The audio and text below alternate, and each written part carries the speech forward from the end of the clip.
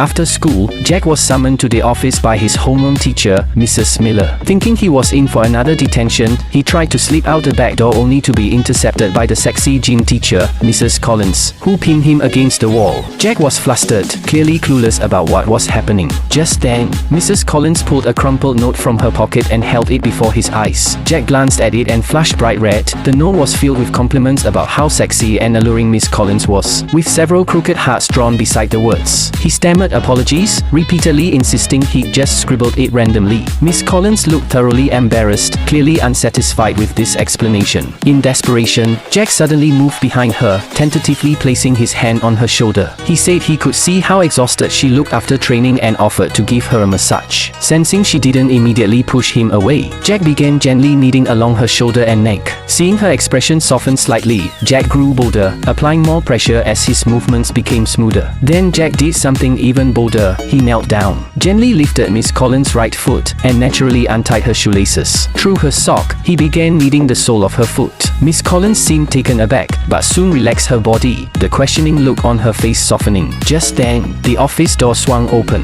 Mrs. Miller, the homeroom teacher, returned with the homework and witnessed the scene. Jack crouched on the floor, cradling Miss Collins' foot, while she appeared comfortable and relaxed. Mrs. Miller froze, her expression shifting from confusion to shock. The next day, Jack was summoned to the office again. Miss Miller sat at her desk and asked Jack what had happened yesterday, inquiring if he could give her a massage too. To her surprise, Jack bolted the moment he heard the request.